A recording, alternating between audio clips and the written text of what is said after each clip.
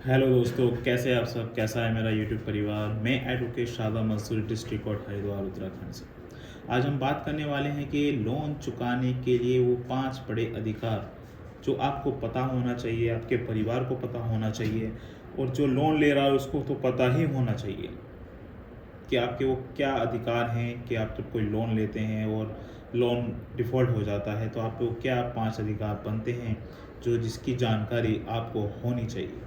आज हम इसी टॉपिक में बात करने वाले हैं। वीडियो को बिल्कुल भी स्किप ना करें। ये अधिकार आपको काफ़ी हद तक आपको इस लोन से रिलेटेड की जानकारी दे सकता है और आपको फ़ायदेमंद पहुंचा सकता है।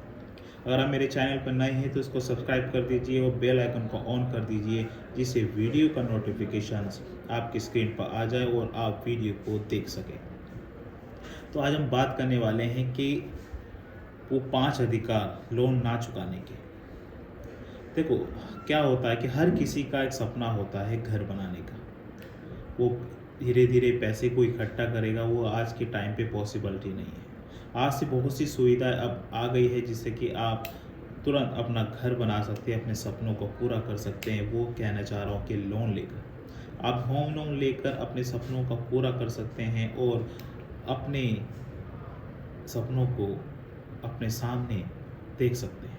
तो इसके लिए लोग क्या करते हैं कि होम लोन ले लेते हैं और ईएमआई उनकी बन जाती है। कुछ साल तक के चलता है, पर कुछ कुछ ऐसी परिस्थिति आ जाती है जिस कारण से वो लोन नहीं दे पाते और उनका लोन डिफ़ॉल्ट हो जाता है। जब लोन डिफ़ॉल्ट हो जाता है तो आए दिन बैंक की तरफ से रिकवरी एजेंट आने स्टार्ट हो जाते हैं, कॉल्स आने स्टार्ट हो जाते हैं, उनको हरेसमेंट स्टार्ट हो जाती है और वो काफ़ी परेशान हो जाते हैं और वो सोचते हैं कि कैसे बचूं। क्या मैं लोन नहीं दे पा रहा हूँ तो मेरी जो प्रॉपर्टी है क्या वो सारा उनके पास रहेगा, नहीं रहेगी? कैसे हम इससे बच सकते हैं? क्या क्या वो अधिकार हैं जिसे आपको जानना ज़रूरी है। लोन न चुकाने के वो 5 अधिकार होते हैं। हाल ही में लोन को लेकर एक आरबीआई ने एक ज़रूरी नई गाइडलाइंस लोन को लेकर कई बार लोगों को जागरूक किया है। जब कोई ईएमआई का भुगतान नहीं कर पाते हैं, सक्षम नहीं हो पाते हैं, तो फिर उसके बाद रिकवरी एजेंट आना स्टार्ट हो जाते हैं और फिर वो ऐसी परिस्थितियों में आ जाते हैं जिस कारण से वो सोचने में मजबूर हो जाते हैं, वो गलत कदम उठा लेते हैं। और कुछ जब पर्सनल लोन या होम लोन जैसी परिस्थिति में डिफ़ॉल्ट हो जाते हैं तो उनकी प्रॉपर्टी होती है, क्या वो प्रॉपर्टी की पूरा कब्जा कर लेंगे या कैसे उनको लोन चुकाने की समस्या की जाएगी? वो क्या अधिकार हैं जो लोन के पास हैं, लोन धारक के पास हैं, हम उसके बारे में जानने वाले हैं। तो पहला जो अधिकार आते हैं, सही प्रक्रिया को अपनाना। जब आप कहीं लोन लेते हैं तो उसकी सही प्रक्रिया को अपनाना चाहिए। उसकी क्या कंडीशंस है, वो क्या उसमें लोन एंड कंडीशंस होती है, टर्म एंड कंडीशंस होती हैं, वो आपको देखना चाहिए। और जहाँ तक के बैंक की जो कंडीशंस है, वो सही प्रक्रिया क्या है कि वो आपकी जो प्रॉपर्टी होती है, जो आप होम लोन में अपनी प्रॉपर्टी को लगाते हैं, अटैच कराते हैं और फिर आप लोन डिफ़ॉल्ट हो जाते हैं। फिर उसके बाद अगर आप उसमें प्रॉपर्टी को देखें तो प्रॉपर्टी मॉर्गेज हो जाती है और बिना नोटिस के आप लोन धारक को बिना नोटिस के प्रॉपर्टी को ऑप्शन नहीं कर सकते। आपको सूचित करना होगा, तभी वो होना होगा। ये एक सही प्रक्रिया है। अगर आपको नोटिस नहीं मिला है और आपकी प्रॉपर्टी को कब्जा करने की कोशिश की जा रही है तो आप इसकी आरबीआई में शिकायत कर सकते हैं और पुलिस में भी कंप्लेंट कर सकते हैं। दूसरा है कि नोटिस का अधिकार। लोन धारक जब 90 दिन तक ईएमआई नहीं दे पाते तो उनका खाता एनपी हो जाता है। जब खाता एनपी हो जाता है तो उसके बाद ये नोटिस आता है, उनको 60 दिन तक के नोटिस जारी करना होता है लोन धारक को। और फिर 30 दिन का एक नोटिस लास्ट पीरियड होता है कि आपकी प्रॉपर्टी की नीलामी की जाएगी, उसका भी नोटिस देना, ब्यौरा देना अनिवार्य है। वो आपको सूचित करेगा। अगर आप उसमें आपको कोई नोटिस नहीं आता है कि ब्यौरा नहीं आता है तो आप उसकी भी कंप्लेंट कर सकते हैं। इसके बिना आपकी कोई प्रॉपर्टी मॉर्गेज नहीं कर सकते। ये आपका अधिकार है कि मुझे नोटिस 60 दिन का नोटिस मुझे नहीं मिला है, ना मुझे 30 दिन का नोटिस मुझे मिला है। ये आपका एक नोटिस का भी अधिकार है। दोस्तों, अगर फिर तीसरा जो है एक महत्वपूर्ण है वो बात मैं आपको बताने वाला हूँ कि एसेट की सही जानकारी होना और दाम पाने का हक है आप।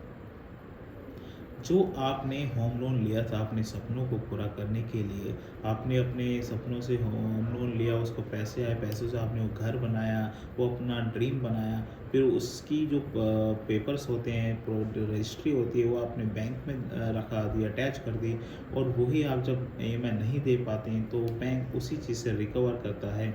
तो उसी रिकवर को करते हुए अगर आपके प्रॉपर्टी की वैल्यू 10 लाख है और पैसे बैंक के 8 लाख रुपए निकल रहे हैं, तो नीलामी में रखते हैं।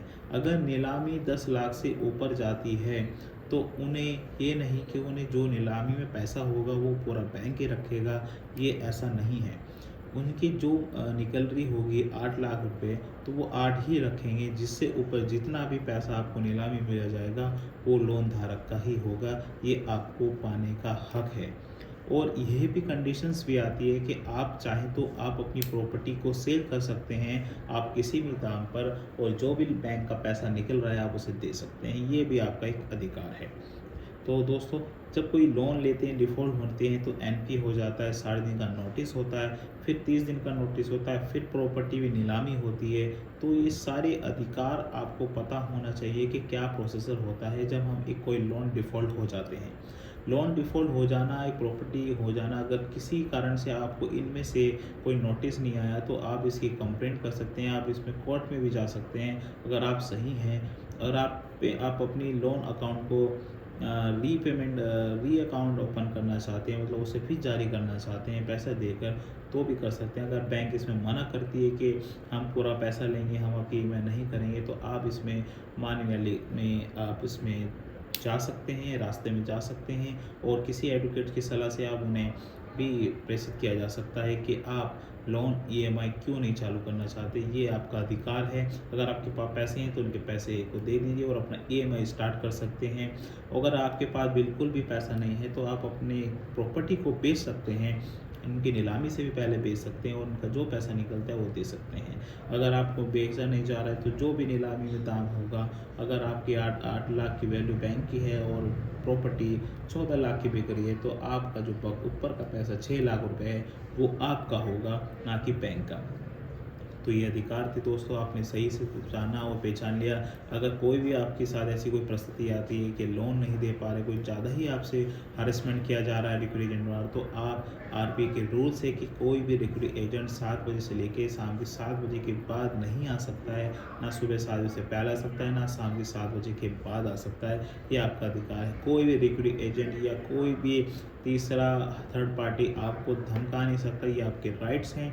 कोई ऐसा करता है तो आप इसकी कंप्लेंट कर सकते हैं, बखूबी कंप्लेंट कर सकते हैं, और उन पे FIR दर्ज बहुत हो रही हैं। ये एक हाई कोर्ट का भी रूलिंग है कि आप ऐसे रिकवरी एजेंट को नहीं किसी भी लोनदार को ज़बरदस्ती नहीं कर सकते हैं, ये एक आपका अधिकार है। तो अपने अधिकारों को अगर पहचान लोगी तो कोई भी किसी तरह की टेंशन नहीं होगी।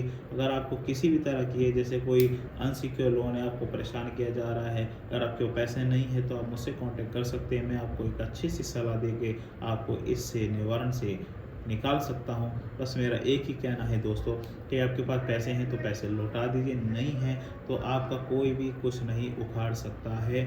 ये मैं बैठ के यहाँ पे कह रहा हूँ, सभी को कह रहा हूँ दोस्तों, अपने अधिकार को जानिए और अपने अधिकारों से काम कीजिए, तो कोई भी आपका कुछ नहीं उखाड़ सकता। क्योंकि बिना अधिकार के ये फालतू आपको मेंटलिटी करते हैं, आपको टॉर्चर करते हैं, तो इसी कारण से आपको फ़ायदा उठाते हैं, और ये फ़ायदे के चक्कर में आप इतनी हद तक परेशान हो जाते हैं कि कोई गलत कदम उठा लेते हैं। तो गलत कदम ना उठाएं, अपने परिवार के बारे में सोचिए, और ज़्यादा से ज़्यादा इस वीडियो को शेयर कीजिए कि जो भी है लोन धारक वो भी अपना अधिकार को जान ले, और इस अधिकार से अपने लोन के चलते सभी अधिकार को पहचानना और जानना आपका अधिकार है। इसी वीडियो को पसंद आई हो तो प्लीज़ इसको लाइक करें और ज़्यादा से ज़्यादा शेयर करें। जब तक के लिए जय हिंद।